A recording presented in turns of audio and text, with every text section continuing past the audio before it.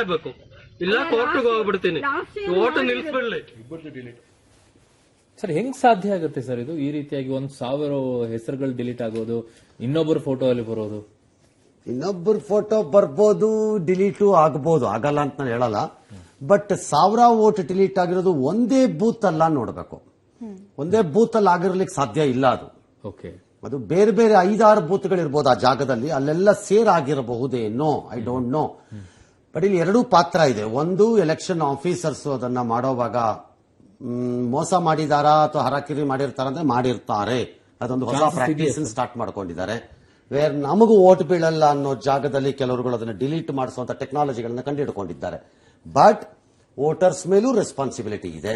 That is to cross check whether their vote ನಂತರ ಇದೆಯಾ ಇಲ್ವಾ ಅನ್ನೋದನ್ನ ಚೆಕ್ ಮಾಡಕ್ ಅವ್ರಿಗೂ ಜಾಗ ಇತ್ತು. ಅದರಲ್ಲಿ ಅವರು ಬಿಬಿಎಂಪಿ ಆಫೀಸ್ಗೆ ಹೋಗಿ ಚೆಕ್ ಮಾಡಬೇಕು ಅನ್ನೋದು ಇಲ್ಲ. ಬಟ್ ಓಕೆ, ಈಗ ಅವ್ರು ನಾನು ಕೋರ್ಟ್ಗೆ ಹೋಗ್ತೀನಿ ಅಂತಾರೆ, ಹೋಗಬಹುದು ಕೋರ್ಟ್ಗೆ ಅವರು. ಬಟ್ ಕೋರ್ಟ್ಗೆ ಹಿಂದೆ ಹೋಗಿದ್ದೆಲ್ಲ ಏನು ಫಲ ಕೊಟ್ಟಿದೆ ಅಂತ ನಾನು ಹೇಳಲ್ಲ. ಏನ್ ಪ್ರಯೋಜನ ಆಗ್ಬಿಡುತ್ತೆ? ವೋಟಿಂಗ್ ಮುಗಿದೋಗಿರುತ್ತೆ. ಅಟ್ಲೀಸ್ಟ್ ಮುಂದಕ್ಕೆ ಏನಾದ್ರು ಕರೆಕ್ಷನ್ಸ್ ಆಡ್ ಮಾಡಕ್ ಚಾನ್ಸಸ್ ಆಗುತ್ತೆ ಸರ್ ಕೋರ್ಟ್ ಇಂದ ಅಕಸ್ಮಾತ್ ಆದ್ರೆ? ಇಲ್ಲ, ಆಗಲ್ಲ, ಚಾನ್ಸ್ ಇಲ್ಲ. ಇವತ್ತೇ ವೋಟ್ ಮಾಡ್ಬೇಕು ಅಂತಂದ್ರೆ ಅವ್ರು ಮಾಡಬೇಕು ಅಂತಿದ್ರೆ ಅವ್ರು ಮಾಡಕ್ ಆಗಲ್ಲ. ಬಹಳ ಸರಳ. ಅವ್ರು ಎಷ್ಟು ಬೇಕಾದ್ರೂ ನಮ್ಮ ಮುಂದೆ ಅವ್ರ ಆಕ್ರೋಶ ಅಂತ ತೋರಿಸಬಹುದು, ನಾವು ತೋರಿಸ್ತೀವಿ.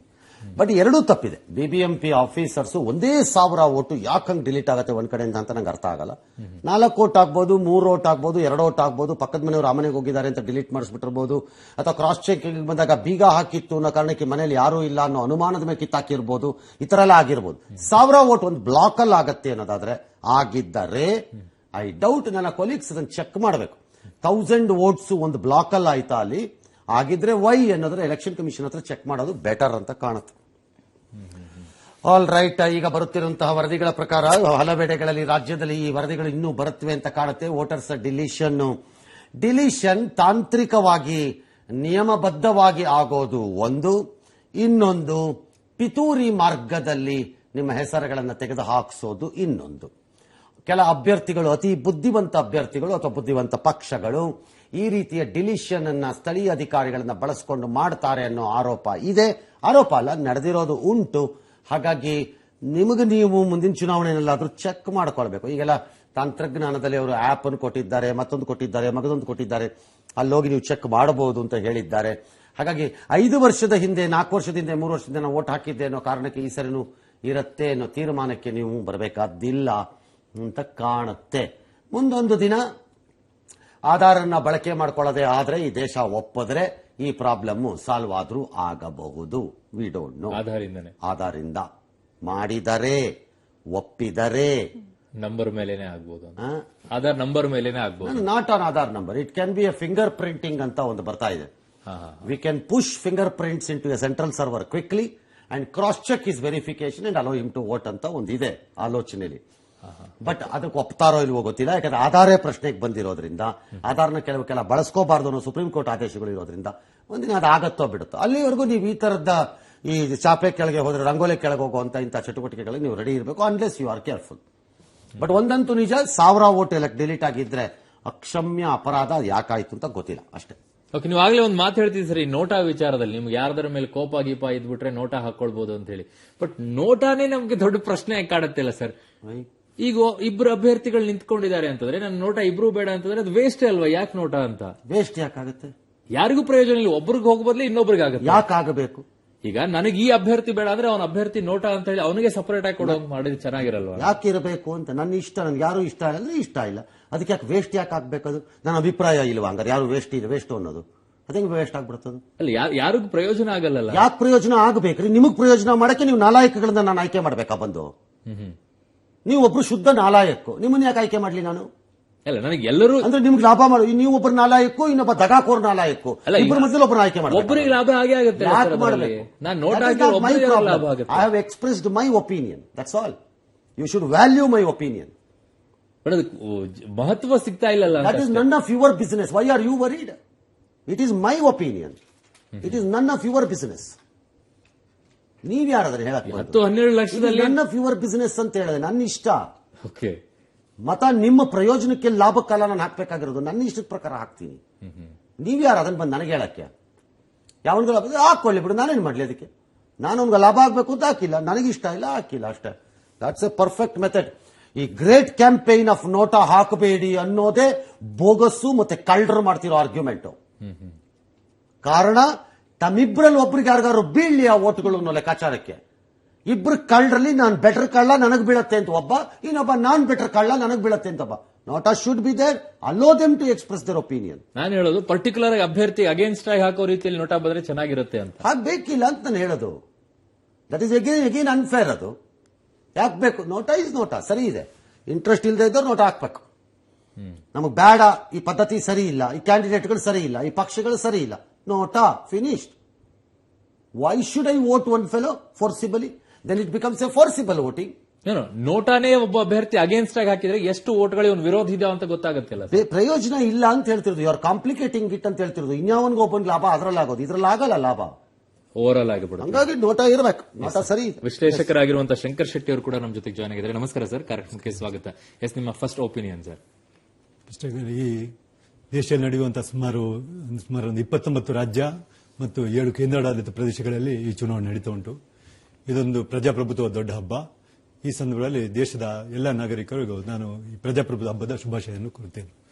ಫಸ್ಟ್ ಆಫ್ ಆಲ್, ಈ ಚುನಾವಣೆ ಯಾಕೆ ನಡೆದಂದ್ರೆ ಈಗ ಇರುವ ಗವರ್ಮೆಂಟೇ ಅದೇನೇ ಕಂಟಿನ್ಯೂ ಮಾಡುವನ ಅಥವಾ ಬದಲಾವಣೆ ಬೇಕಾ ಅಂತ ಮುಖ್ಯ ಉದ್ದೇಶ ಈ ಚುನಾವಣೆ. ಪ್ರತಿ 5 ವರ್ಷಕ್ಕೊಮ್ಮೆ ನಡೆಯುವ ಚುನಾವಣೆ ಇದು. ಲೋಕಸಭಾ ಚುನಾವಣೆ ದೇಶದಾದ್ಯಂತ ಪ್ರತಿಯೊಬ್ಬರು ಇದರಲ್ಲಿ ಮತದಾನ ಭಾಗವಹಿಸ್ತಾನೆ. ವಿಧಾನಸಭೆಯಲ್ಲಿ ಆದ್ರೆ ಬೇರೆ ಬೇರೆ ಹಂತ ಬೇರೆ ಬೇರೆ ದಿನಗಳಲ್ಲಿ ನಡೆಯುತ್ತದೆ. ಇದು ಕೂಡ ಬೇರೆ ಬೇರೆ ದಿನ ಆದ್ರೆ ಬೇರೆ ಬೇರೆ ಟೈಮ್ ಅಲ್ಲಿ ನಡೆಯುವುದು ಅದು ವಿಧಾನಸಭೆ. ಸೊ ಅದರಲ್ಲಿ ಕೆಲವು ರಾಜ್ಯಗಳಲ್ಲಿ ಮಾಡ್ತಾರೆ, ಮತ್ತೊಂದು ರಾಜ್ಯವನ್ನು ಚುನಾವಣೆ. ಇದ್ರೆ ಹಾಗಲ್ಲ, ದೇಶದ ಪ್ರತಿ ಪ್ರಜೆನೂ ಇದರಲ್ಲಿ ಈ ಒಂದು ಚುನಾವಣೆಯಲ್ಲಿ ಮಾತ್ರ ಒಂದೇ ಸಂದರ್ಭದಲ್ಲಿ ಅಂದ್ರೆ ಹೆಚ್ಚು ಕಡಿಮೆ 1 ತಿಂಗಳ ಅವಧಿಯಲ್ಲಿ ಚುನಾವಣೆ ನಡೀತಾ ಇರ್ತದೆ. ಇನ್ನು ರಾಜ್ಯ ಮಟ್ಟಕ್ಕೆ ನೋಡುವುದಾದ್ರೆ ರಾಜ್ಯದಲ್ಲಿನೂ ಇದರಲ್ಲಿ ಸುಮಾರು 28 ಕ್ಷೇತ್ರ ಉಂಟು.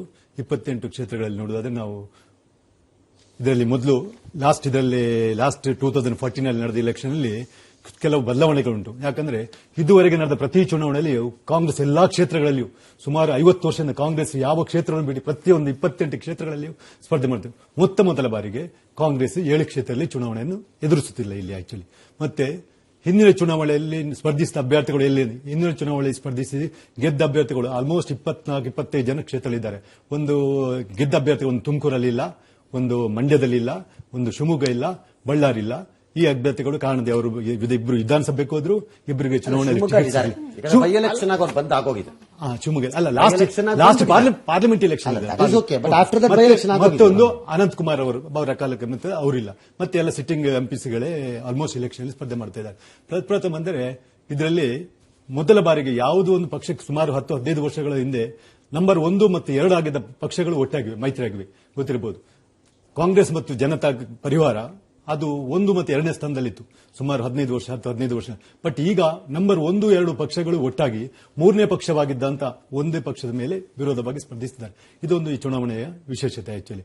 ಮತ್ತೆ ಈ ಚುನಾವಣೆಯಲ್ಲಿ ಒಂದು 2 ಕ್ಷೇತ್ರ ಬಹಳಷ್ಟು ಗಮನ ಕೇಳಿದೆ. ಒಂದು ಗುಲ್ಬರ್ಗ, ಅದರ ಬಗ್ಗೆ ವಿಷಯ ಇವತ್ತು ಮಾತಾಡೋ ಬೇಡ ಬಗ್ಗೆ. ಮತ್ತೊಂದು ಇದು ಯಾವುದು ನಮ್ಮ ಮಂಡ್ಯ. ಈ ಮಂಡ್ಯದಲ್ಲಿ ಯಾವ ಕುತೂಹಲ ನಂಗೆ ಅದು ಆ ರೀತಿ ಚುನಾವಣೆ ಕುತೂಹಲ ನಾನು ಬಾರಿ ನೋಡಿದೆ. 50 ವರ್ಷ ಹಿಂದೆ ಯಾರಾದ್ರೂ ಒಬ್ರು ಪಕ್ಷಾತೀತನಾಗಿ ಯಾರಾದ್ರೂ ಲೋಕಸಭಾ ಚುನಾವಣೆಯಲ್ಲಿ ಗೆದ್ದಿದ್ದಾರಾ ಅಂತ.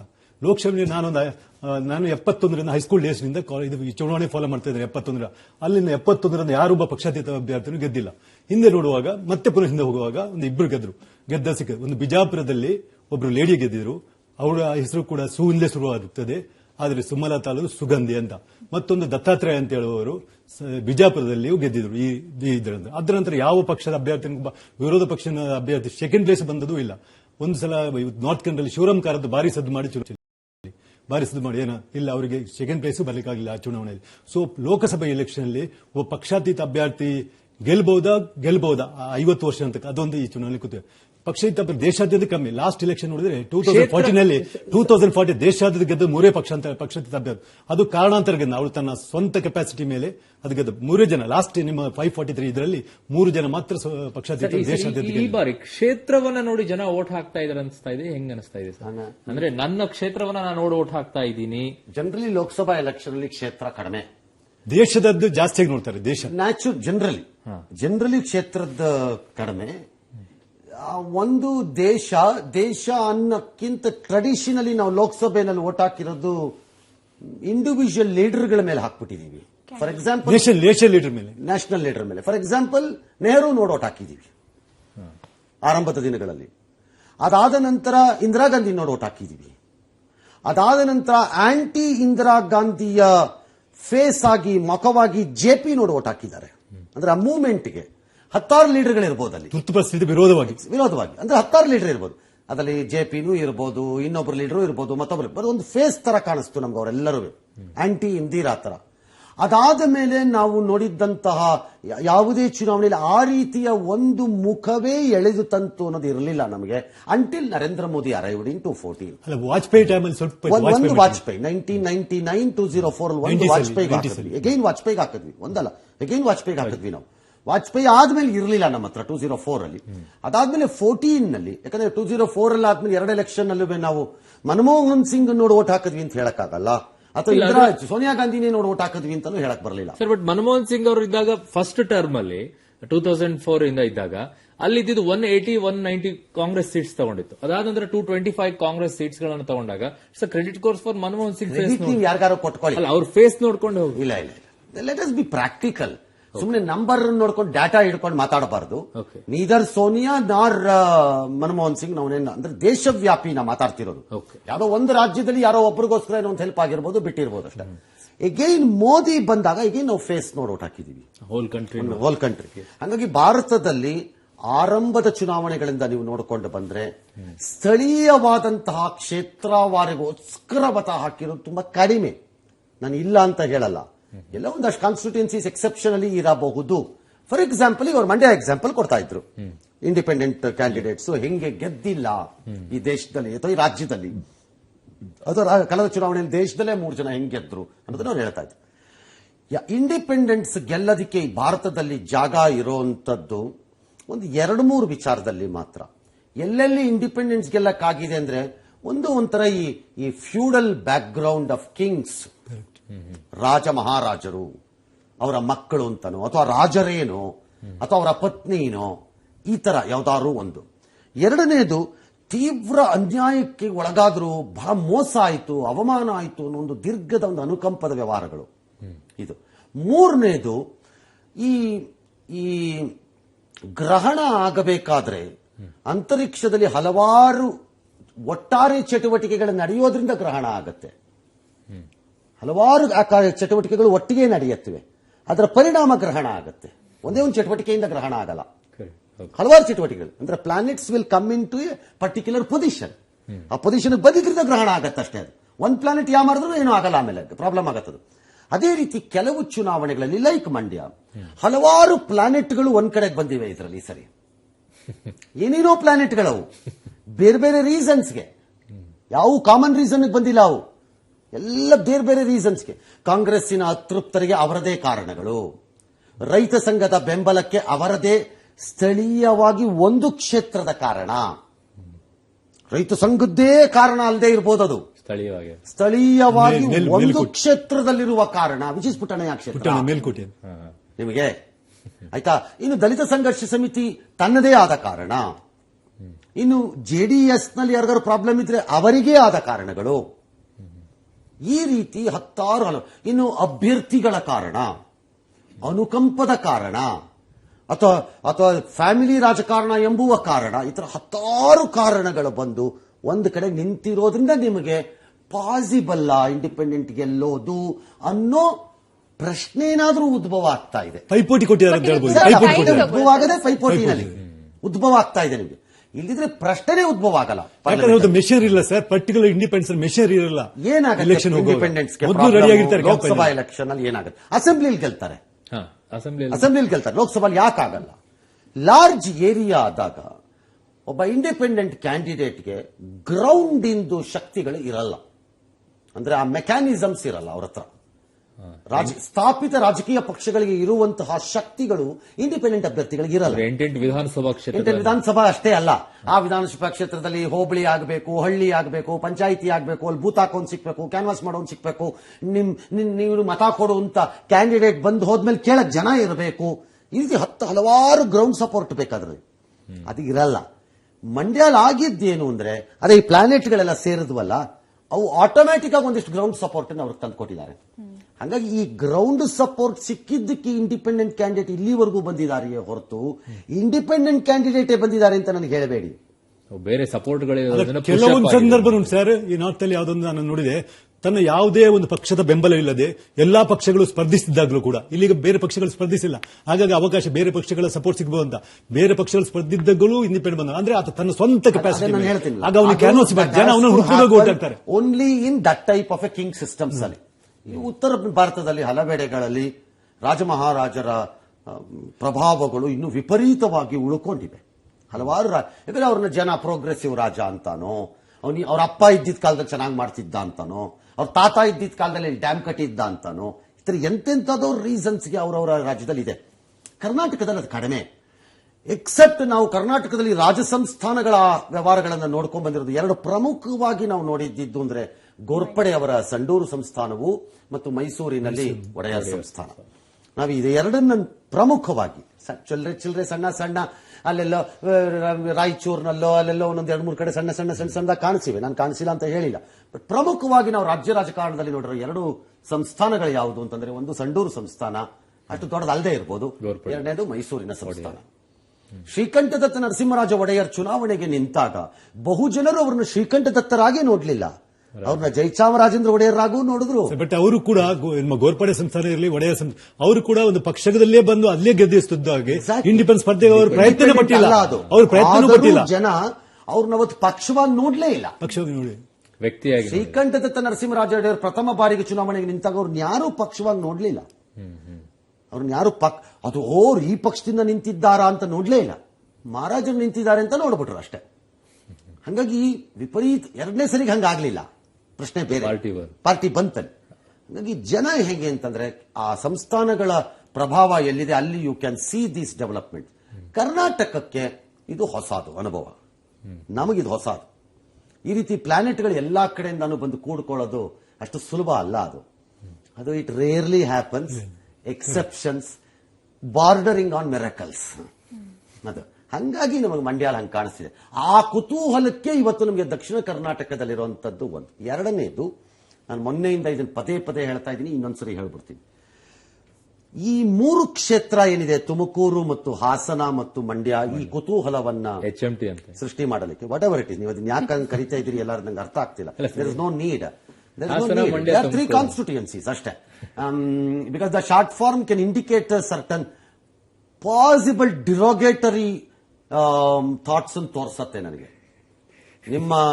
ನಿಮ್ಮ ಶಿಕ್ಷಿತ ಸಮುದಾಯದ ಗ್ರಾಮೀಣ ಭಾಗದವರ ಮೇಲಿರುವಂತಹ ಒಂದು ಕೊಬ್ಬು, ದಿಮಾಕು ಮತ್ತು ಅಸಹ್ಯವನ್ನು ತೋರಿಸುತ್ತೆ ನೀವು ಆ ಪದ ಬಳಸಿದ್ರೆ. I consider it as an insult. ನಾನು ಹಾಸನ ಮಂಡ್ಯ ನನಗೆ ಗೊತ್ತಿದೆ ಯಾಕೆ ಅದನ್ನು ಬಳಸ್ತೀರಿ ಎಲ್ಲರೂ ಅಂತ. ಅದ್ರಲ್ಲಿ ಯಾವ ತಪ್ಪು ಇಲ್ಲ. ನೀವು ಯಾತಕ್ಕೆ ಅದನ್ನು ಬಳಸ್ತಾ ಇದ್ದೀರಿ, ನಾವು ಕ್ರೈಮ್ ಮಾಡಿಲ್ಲ ಯಾರೋ ಅದನ್ನ. ಟವಲ್ ಹಾಕೊಂಡು ಓಡಾಡೋನು ಬಕರಾನು ಅಲ್ಲ, ಪೆದ್ದಾನು ಅಲ್ಲ. ನಿಮಗಿಂತ 1000 ಪಟ್ಟು ಬುದ್ಧಿವಂತರಿದ್ದೀವಿ ನಾವು. ಅವರೇ ಬುದ್ಧಿವಂತರು ತಿಳ್ಕೊಳ್ಳಿ, ನಿಮಗಿಂತ ಬುದ್ಧಿವಂತರಿದ್ದೀವಿ ನಾವು. ನಿಮ್ಮಷ್ಟು ಪೆದ್ರಲ್ಲ ನಾವು, ನಿಮ್ಮಷ್ಟು ಬಕರಾಗಳು ಅಲ್ಲ ನಾವು. ಸರ್ ನೀವು ಹೇಳೋದು ನನಗೆ it's an affront, it's an insult. I consider it. If any of my colleagues use it, I consider it as an insult to my people.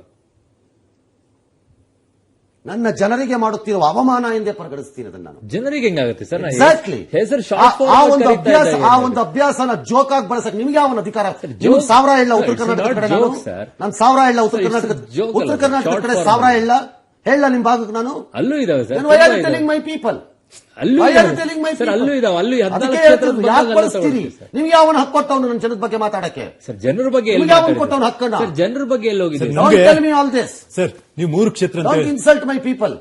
ಜನರಿಗೆ ಇನ್ಸಲ್ಟ್ ಮಾಡಿಲ್ಲ. 3 ಕ್ಷೇತ್ರ ಅಂತ ಹೇಳಿದ್ರಿ. I proudly belong to that region and I have proudly done that. ಏನ್ insult? ನಾಚಿಕೆ ಮಾನ ಮರ್ಯಾದೆ ಇಲ್ದಿರೋ ನೀವುಗಳು ಯಾವನೋ ಕೊಟ್ಟಿದ್ ಬಟ್ಟೆ ತಗೊಂಡು ಮಕ ಒರೆಸ್ಕೊಳಕ್ ಹೋಗೋರು, ನಮ್ ಜನ ಹೆಗಲ ಮೇಲೆ ಹಾಕೊಂಡು ಬೆವರು ಬಂದಿದ್ದು ಒರೆಸ್ಕೊಳಕ್ ಹಾಕೊಳ್ಳೋರು. ನಿಮ್ ತರ ಹೇಸಿಗೆ ತಿಂದು ಉಗಿಸ್ಕೊಳ್ಳಿದ್ರು ಒರೆಸ್ಕೊಳಕಲ್ಲ ಅವ್ರು ಹಾಕೊಳ್ಳೋರು. ಬೆವರಲ್ಲಿ ದುಡ್ದಿದ್ದಕ್ಕೆ ಒರೆಸ್ಕೊಳಕ್ಕೆ ಫೀಲ್ಡ್ ಅಲ್ಲಿ ಕಷ್ಟದಲ್ಲಿದ್ದಾಗ, ಬೆವರು ಬಂದಾಗ, ಮೈ ಗಲೀಜಾದಾಗ ಒರೆಸ್ಕೊಳಕ್ ಇಟ್ಕೊಂಡಿರೋ ಪದಾರ್ಥ ವಸ್ತು ಅದು. ಅದನ್ನ ಯಾಕೆ ಇನ್ಸಲ್ಟ್ ತರ ಯೂಸ್ ಮಾಡ್ತೀರಿ? ಸರ್ ಕೆಲವೊಮ್ಮೆ ನೀವು ಹೇಳಿದ್ರೆ ಈಗ ಮಂಡ್ಯ, ಹಾಸನ, ತುಮಕೂರು ಅಂತ ಕೆಲವೊಮ್ಮೆ ಇಂಥ ಜನಗಳ ಇಂಥ ರೀತಿ ಫ್ಯಾಮಿಲಿ ರಾಜ್ಯಕ್ಕೆ ಅದನ್ನು ಜನಗಳು ಸ್ವೀಕರಿಸ್ತಾರೆ. ಡಿಸ್ಕನೆಕ್ಟೆಡ್ ಇಟ್ ಮಧ್ಯದಲ್ಲಿ ಈ 3 ಕ್ಷೇತ್ರ sir one of the reason ಯಾಕೆ ಮೇಲಕ್ಕೆ ಬಂತು ಯಾಕೆ ಬಂತು ಮೇಲಕ್ಕದು? Reason is simple. Same family concentrate ಆಯಿತು 3 ಕ್ಷೇತ್ರದಲ್ಲಿ. ಒಂದೇ ಫ್ಯಾಮಿಲಿ ಸಬ್ಜೆಕ್ಟ್ ಆಫ್ ಡಿಸ್ಕಷನ್ ಆಯಿತು. ಮಂಡ್ಯ, ಹಾಸನ ಅಂಡ್ ತುಮಕೂರು ಇವತ್ತು ನಡೀತಿರೋ 14ರ ಪೈಕಿ. ಬಿ, ಥರ್ಡ್ ಜನರೇಷನ್ ಪಾಲಿಟಿಕ್ಸ್ನ ಈ ರಾಜ್ಯದ ಜನ ಒಂಥರ ಹೊಸದಾಗಿ ನೋಡಿದ್ರು. ನಾವೇನು ಸೆಕೆಂಡ್ ಜನರೇಷನ್ ನೋಡಿಲ್ಲ ಅಂತೇನಿಲ್ಲ, ಬೇಕಾದ ಜನ ನೋಡ್ಬಿಟ್ಟಿದೀವಿ ಸೆಕೆಂಡ್ ಜನರೇಷನ್ ಪಾಲಿಟಿಕ್ಸ್. ಯಡಿಯೂರಪ್ಪನವರ ಮಗನ ಆದಿಯಾಗಿ ಎಲ್ಲರೂ ಬಂದಿದ್ದಾರೆ ಎಲ್ಲ ನೋಡಿ.